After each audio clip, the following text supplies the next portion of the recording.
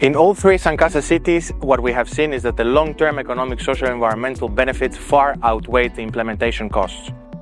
These benefits are in the form of carbon sequestration, employment creation, avoided infrastructure damages from flooding, or health impacts. In Dire Dawa, avoided infrastructure damages from flooding and avoided health costs, for example, from water pollution and heat, with benefit communities would save $2 million by 2050.